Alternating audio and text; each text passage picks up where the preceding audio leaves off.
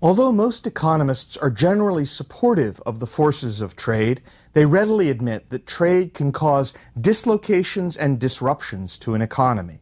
Thus, there will always be political pressure to limit imports. Such steps are known generically as protectionism. This lecture will first review the overall economics of protectionism. That is, what are the economic effects on consumers and producers and the economy as a whole from limiting imports? Then, we'll consider many of the possible arguments for protectionism, along with the reasons that most economists find those arguments less than compelling. So let's start with a definition. Protectionism. Protectionism is the laws or rules that reduce or shut out imports. It's called protectionism because the stated intent of such laws is to protect domestic industries from foreign competition. There are various ways in which one could try and implement protectionism. For example, import quotas put a numerical limit on imports. They say quantitatively how much can be imported. Tariffs are a tax on imports. So you might say that each imported car or something has a 10% tax that's added.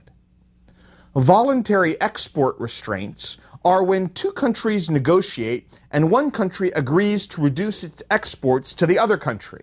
Now, such reductions are usually not very voluntary at all. They're sort of negotiated under the threat that if one country doesn't voluntarily reduce its exports, the other country will institute some sort of quota or tariff on imports. In the 1970s and 1980s, the United States went to Japan several times over Japan's steel exports to the United States and negotiated voluntary export restraints on the part of Japan. A final type of protectionism is called a non-tariff barrier. And this is kind of the catch-all category. A non-tariff barrier is a bureaucratic or regulatory barrier which is set up really for the purpose of restricting imports.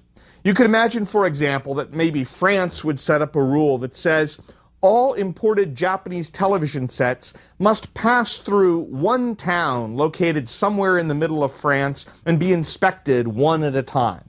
And a rule like that might take a long time, it might impose high costs, and it might act as a way of blocking imported televisions from Japan into France. So it's definitely possible to restrict imports. What are the economics of these kinds of restrictions? Well, protectionism definitely helps the industry that is being protected. No question about it. But consumers are going to pay the costs. Let's think about the situation of the industry that's being protected, first of all. The industry that's being protected doesn't face as much competition from foreign producers. As a result, it can charge higher prices and earn higher profits. Now, this statement should not be in any way controversial. I mean, after all, if the domestic industry couldn't charge higher prices and earn higher profits, then there isn't any point to shutting out the imported products in the first place. If it doesn't have an effect on domestic producers, if it doesn't benefit domestic producers, you might as well just let the imports come in. So it's obviously, ostentatiously true that firms that are protected can earn higher profits and charge higher prices. Well, someone pays those higher prices. Domestic consumers pay those higher prices. Thus, protectionism in economic terms is just a way for a government to provide an indirect subsidy to an industry. It's a set of rules that provide industry with an indirect subsidy, and that subsidy is paid for by higher consumer prices. Now, I've been saying consumer prices, but in some cases, like, say, steel, it might be other firms that are buying the product rather than consumers directly. And in that case, consumers ultimately would pay the higher price as the costs are passed along to them in a competitive marketplace. So overall, protectionism is a way for government to rig the market so that consumers of a certain product will pay more and industry will receive that money. If the government imposed a tax on consumption of a certain good so that everyone who consumed that good had to pay the tax, and the government took that money from consumers and gave it to the industry that produced the good, we would call that a direct subsidy. Through protectionism, Essentially, consumers are forced to pay more so that firms benefit, and so that's an indirect subsidy. But, the two situations are really extremely similar, forcing consumers to pay more so firms can have more money. Now, what are the arguments for why this kind of a subsidy to certain industries might make economic sense? Well, a lot of arguments have been made for protectionism. Some of them are more sensible than others, but let's run through the long list and take them one at a time. Many of the arguments for protectionism are about how it might benefit workers. Now, we need to unpack this a little bit because there are different ways and different issues in the labor market for how imports and the labor market might be interrelated. In particular, there are four possible effects here. One is that somehow imports might affect the total number of jobs. Another is that they might affect the average level of wages. Another is that they might create disruption from changing jobs, even if the total number of jobs is up. And another argument is that it might lead to greater inequality of wages, even if the average wage is up. So we need to sort of unpack those possible ways in which imports could affect jobs and look at them one at a time. Now, there's no question that protectionism is a subsidy that can help jobs within a certain industry. However, there is no reason at all to believe that protectionism increases the overall number of jobs in an economy. There's just zero evidence that international trade diminishes the total number of jobs. The most vivid illustration of this that some of you may have read about or dimly recall was when the North American Free Trade Agreement with Mexico was being discussed in the mid-1990s, the early 1990s. And Ross Perot, who was arguing against the treaty, made a famous comment. He said, "If there's free trade between the United States and Mexico, there would be a giant sucking sound of jobs heading south." Well, the North American Free Trade Agreement passed in 1994. It was followed by 7 of the best years for job growth in U.S. history. The giant sucking sound didn't happen. There's strong economic theory suggesting trade should have very little to do with the overall employment level. Remember from back in the language of Lecture 21 when we talked about unemployment, that unemployment is either cyclical, which means it's tied to recession, or it's the natural rate of unemployment, which is tied to labor market institutions like unemployment benefits and rules about hiring. Either way, this is not about trade. To see the fallacy here, imagine that we just decided to shut out all imports. Would that solve unemployment? Well, of course not. I mean, other countries would retaliate. We would lose export jobs. Other countries wouldn't have U.S. dollars if they couldn't sell here. They couldn't buy exports. The result at the end of the day would be that probably unemployment and employment would be much the same as before. Protectionism can redistribute jobs. It will certainly help industries that face import competition and hurt those that export, but there's no reason at all to believe that protectionism helps the overall number of jobs. After all, protectionism does not in any direct way address either the natural rate of unemployment or cyclical unemployment. What about protectionism shutting out imports as a way to keep wages high? Well, protectionism is a subsidy to industry. It can certainly help wages in the industry that is being protected. However, that doesn't mean higher wages for the economy as a whole. After all, higher wages in the one industry that's being protected are coming at the cost of higher prices for the good that's being produced for all the rest of the economy. So everyone else is, in effect, able to buy less. Ultimately, wages are going to depend on productivity, as we discussed back in Lecture 7. If trade increases productivity, as I argued that it does, then it will also increase average wages over time. Now, of course, the link between productivity and wages isn't immediate, but over time, productivity is by far the single largest determinant of wages. And if trade helps productivity, as I argued in the previous lecture, it should help average wages too. What about inequality? If we have more protectionism, could we somehow reduce the amount of inequality in the U.S. economy? Well, there's a big dispute over how much the rise in inequality of incomes that happened from the 1970s up into the mid-2000s has been caused by trade. And we talked about this some back in Lecture 16. The consensus seems to be that globalization does contribute somewhat to inequality, but it's not the biggest factor. Technology factors like information and communications technology are more important. So are institutional factors in the labor market, like the reduction in the power of unions, the reduction in minimum wages. Those are all things which have tended to contribute to the inequality of incomes.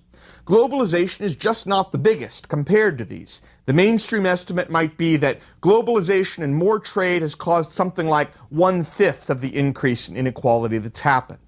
The underlying issue here is, as we talked about in the previous lecture, that a lot of U.S. trade is with high-wage economies. And so that kind of trade is not going to contribute to inequality all that much.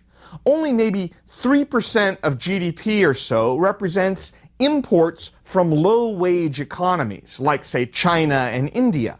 And that just isn't a big enough share of the entire economy to cause the shift in inequality that we've been observing. Indeed, about 2/3 of the jobs in the U.S. economy really don't compete with trade at all. I mean, if you're a lawyer or you build houses or you provide skilled nursing services, you can't outsource skilled nursing services to another country. They need to be provided in person. So there is inequality, there is an issue there, but trade isn't the main cause, and there are a lot of solutions other than restricting trade. There's also sometimes an argument that trade has contributed to an income gap, a growing gap between the richest and poorest countries of the world. We talked about this back in Lecture 20 on patterns of economic growth around the world. The rich countries of the world in the last century or so have been getting steadily and steadily richer. The poor countries, on the other hand, haven't really made very much progress at all since about 1870, so there's been a divergence in per capita GDP. But the wealth of the rich countries of the world is not built on keeping sub-Saharan Africa poor or India poor or Western China poor. Those places aren't poor because of trade. They aren't even involved in trade. If anything, they're poor because of a lack of trade. This rising gap in world incomes isn't because globalization is harming the poorest countries of the world, but because they aren't participating at all. The leading success stories in economic development, like South Korea and China, have actually used foreign trade as one of their main engines of growth. Kofi Annan, the Secretary General of the United Nations, and certainly no raving free market economist, said in his speech accepting the Nobel Peace Prize, "The main losers in today's very unequal world are not those who are too exposed to globalization, but those who have been left out." What about other arguments for protectionism? It's sometimes argued that there are certain industries, called infant industries, that need to be sheltered from foreign competition for a time until they're ready to compete. And in theory, this argument could make sense. Perhaps if you helped an industry get well established and get large economies of scale, it could go out into the world and compete more effectively. But in practice, these infant industries usually become geriatric without ever getting ready to compete. And the economy suffers all along from supporting them. Let me give you a classic example. Brazil in the 1970s decided to start its own computer industry. And because its computer industry could not compete in the world economy, it shut out imported computers and gave lots of other subsidies to its computer industry. Well, by the later part of the 1980s, there was a Brazilian computer industry, but it was about 10 years behind the times, which in computer years is a long time behind the times. This wasn't only a problem for the computer industry. Think of all the other Brazilian industries that use computers, all the banking industries, the finance industries, the industrial uses of computers. And they're all trying to get by and survive in the world economy with computers that are essentially 10 years out of date. So you don't just end up with an outdated and uncompetitive computer industry, which would be bad enough.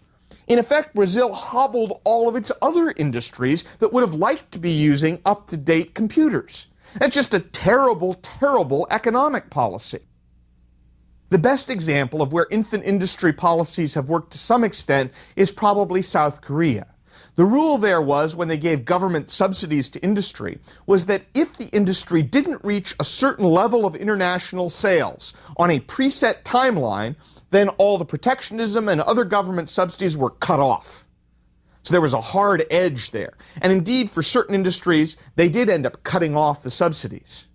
So I'd say if you have to have infant industry subsidies, you have to set goals for that industry. You have to say, if those goals aren't met, we're going to cut the subsidy off. And if you don't have the political power to do that, don't start the subsidies in the first place. It's also worth saying for South Korea and some of those other countries in East Asia that the fundamental reason for their economic growth is not infant industry policy. These are countries that have extremely high rates of investment in physical capital. These are countries which have had extremely high rates of investment in human capital and have raised up the educational level of their populations. They've done a great job of going around the world looking for the best technology they could use. And even if you look at countries like Japan and South Korea and you say, okay, they helped infant industries, it's also true that those countries gave even more help to old aging industries like agriculture instead. So when you think about the causes of growth in those countries, the fundamental ideas of more investment in physical and human capital, more use of technology have been just far more important than any infant industry policy. Another concern, another reason for protectionism sometimes, is the concern that foreign producers might have an unfair advantage because their nations have lower environmental standards. This is sometimes referred to as a race to the bottom. The argument is that U.S. firms can't compete with dirty industries abroad because they have lower costs, they have lower environmental standards. And the result would be a race to the bottom with lower environmental standards everywhere as countries seek to compete by having the lowest possible environmental costs. Now, this outcome is unlikely on a number of dimensions. It's unlikely because environmental costs are only a small share of total costs, maybe 2% of the total in a country like the United States. Also, as countries get richer, which is part of what happens from international trade, they tend to make their environments cleaner. Richer countries, after all, have more wealth and more resources to spend on cleaning up their environment. It's dirt-poor countries which say, we can't afford to clean things up. Richer countries are more willing to do so. We talked about in the earlier lecture how the environment in the United States, by and large, has been improving over the last 30 years because of the rules reducing pollution.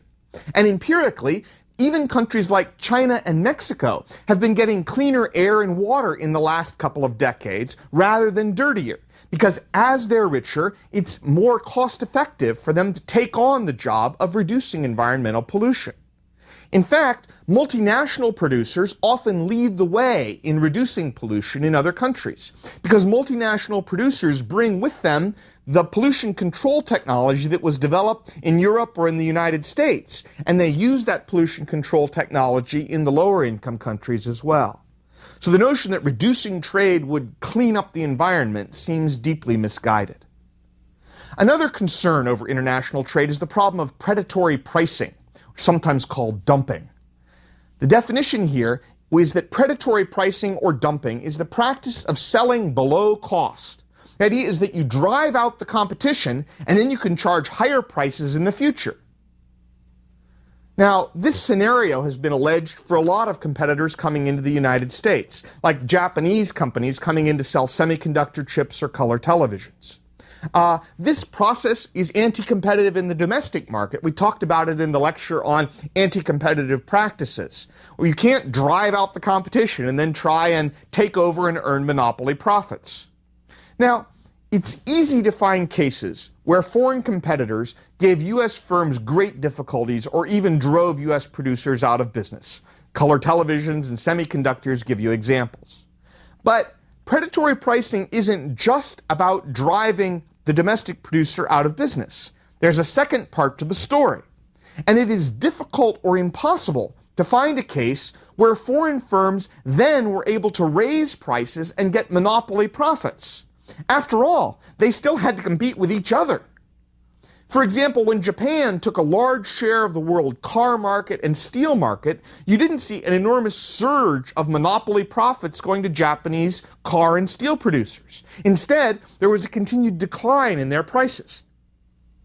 It's often true in the administration of laws against dumping that it's become biased in such a way that any time a domestic firm is hurt by imports, they say, well, that must be dumping, that must be unfair trade. But that's not, economically speaking, what dumping is all about. Dumping has to involve not just hurting the domestic producer, but also earning monopoly profits in the future. And that second part doesn't seem to happen. Without that second part, just saying any time a domestic producer is hurt, it's unfair trade, that's a more or less overt method of just protectionism, raw protectionism. Another argument for protectionism is that it's sometimes claimed that certain products are vital to national security. And since they're so important, we shouldn't be relying on foreign suppliers or importing them from abroad. But the logic of this has always kind of escaped me. Imagine that the vital product is oil, and oil is an essential product to the U.S. economy. Well, if it's so important, certainly it makes more sense to import as much of it as we can now and stockpile it, rather than using up all our domestic resources. I mean, if oil is vital, then why drill America first and use up all of America's oil? Shouldn't we instead try and get all the oil possible from other countries as long as we can and conserve our own vital resources as long as possible? If the vital product is a new technology, surely it makes sense to have the best available technology here.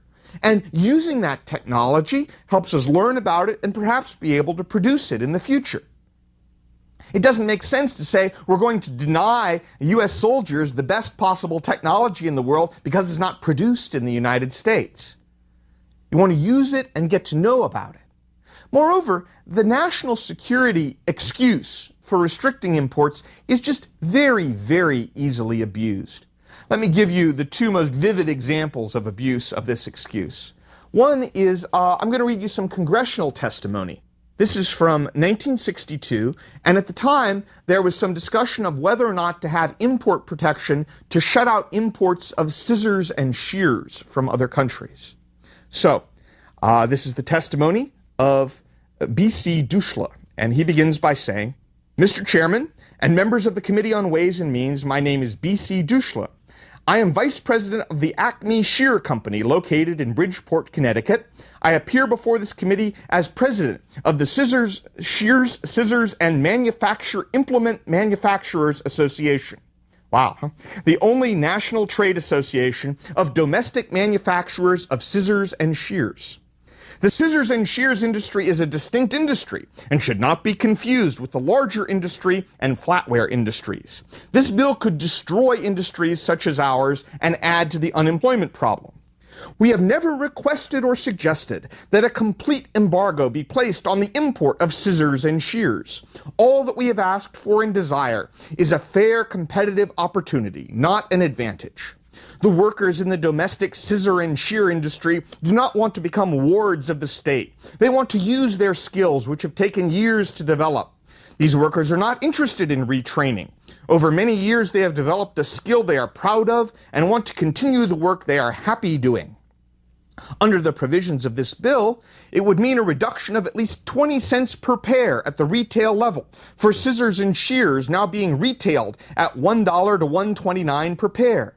Manufacturers would be forced to close their doors and discharge their employees. The United States would then become wholly dependent on imported scissors and shears.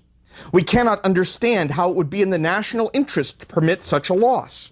We would lose the skills of employees, the management of the industry, as well as the capital investment in production equipment. In the event of a national emergency, with imports cut off, the United States would be without a source of scissors and shears, basic tools for many industries and trades essential to our defense. The scissor and shear industry is one of the oldest in the world. It was brought to the United States from Germany at the time when the United States needed a new industry, and a scissor and shear industry in particular. Scissors and shears of all sizes and types are used in every school, retail establishment, office, factory, hospital, and home in the United States. Scissors cannot be classified as a luxury, gimmick, or novelty. Scissors are used to separate us from our mothers at birth, to cut our toenails, to trim the leather in our shoes, and used to trim the materials in every piece of clothing that we wear. They're used to cut our fingernails, to trim our mustaches, the hair in our ears and nose, to cut the hair on our heads, even down to the end of the road, when our best suit or dress is cut down the back so the undertaker can dress us for the last ride. Scissors are truly used from birth to death. They are essential to our health, education, and general welfare. I ask you, gentlemen, is this an industry that should be permitted to become extinct in this country? Well, you know something, people? If scissors and shears are vital, then almost everything gets to be vital. In the 1950s, there was a subsidy given to the mohair industry. And the argument for the mohair industry was that there was some mohair in soldiers' uniforms. And if we didn't support our strategic domestic mohair industry, well, our soldiers would practically be naked going into battle. And that subsidy continues on into the 21st century. National security is real, but it's also just such an easily abused argument. Strategic trade is another argument. It refers to the situation where a natural monopoly might exist in a certain industry. And so subsidizing that industry to help it get established and get a jump on potential competitors could make economic sense. Remember, a natural monopoly is the case where a firm has big economies of scale, so that a single firm will naturally dominate the market and smaller firms won't be able to compete. And it might be that there's only room in the world market for 2 or 3 producers. A standard example would be like Boeing and Airbus producing airplanes. In this case, subsidizing the industry to get it established could help it that could make sense. But you could make an economic argument for subsidizing that kind of an industry. Of course, the question is, can politicians choose these specific industries and give them the right subsidies? It's usually much more sensible to have a direct subsidy through taxes, rather than putting the entire burden on consumers of trying to subsidize that particular industry. In short, there are lots and lots of arguments for protectionism. There are lots and lots of arguments for shutting out imports. At the end of the day, I'm not sure any of them make a whole lot of sense. Remember that this is why countries go out and sign international trade agreements. Just because markets are powerful and they provide gains to trade doesn't mean everybody's going to be happy with them. As we discussed way back in Lecture 3, there are always going to be people on the supply side of the market who think the price is too low. They're going to blame competition, and they're going to go out into the political sector and try and reduce the amount of trade and competition. Democracies don't just add up economic gains and losses, they add up votes. It's very possible in many cases that special interests will be able to influence the political process to do things that are not for the good of the whole. When there are concentrated benefits to some specific and identifiable group, like the scissors and shears industry, then the costs are spread out over a very broad group like consumers. It's going to be quite possible for the political industry to say, we're going to focus on giving benefits to the concentrated group, even if we're going to spread out costs over a much, much larger group. We talked about that dynamic back in Lecture 18 in terms of the incentives for good governance in an economy. The result of this is that governments sign trade agreements. They sign agreements that commit themselves to world trade. It's worth remembering that the world economy experienced a sharp decline in international trade during the interwar years of the 20th century, that is, between World War I through the Great Depression up to World War II. And after that time, there was this recognition that the constriction of trade was bad for all. So an agreement was reached, the General Agreement on Tariffs and Trade, called GATT. And in 1995, GATT sort of morphed into the World Trade Organization, or the WTO. There's also a wide range of regional trade agreements. The best known in the United States is probably the NAFTA agreement, but there's also a free trade agreement across Europe. There are many free trade agreements across Latin America and Asia. In fact, some people say that regional trade agreements are almost a kind of a spaghetti bowl of agreements, with all the strands reaching back and forth from one country to another. In general, this pattern of trade agreements has really been quite successful. The typical tariff, that is the tax on imports, was about 40% back in the 1950s. Think of that. The typical product being imported had a 40% tax on it. Now, as you look around the world, the typical product being imported has a tariff of about 4%. The mission of these international trade agreements has also expanded to cover services, to cover environmental issues, labor issues, and it's obviously been controversial. But overall, it has certainly helped the overall momentum toward creating more free trade. Politically, the big reason for these trade treaties is for the government to protect itself from special interest lobbying. Congressmen can say, oh, we would love to help you, you scissors and shears manufacturers. We'd love to help you, but there's this treaty, and we just can't do so. And so it provides sort of cover for politicians. Overall, the lesson is that protectionism is typically an excuse for subsidizing industry, and typically a bad idea. Where there are reasonable concerns, there are almost always methods other than protectionism that will work better to achieve social goals. Let me tell you just what kind of trade fanatic I am. I'm glad for GATT, I'm glad for WTO, but I would advocate that the United States government unilaterally take down all of its remaining barriers to imports coming into the United States. I believe that such a step would benefit the U.S. economy as a whole, and it would benefit the rest of the world economy too.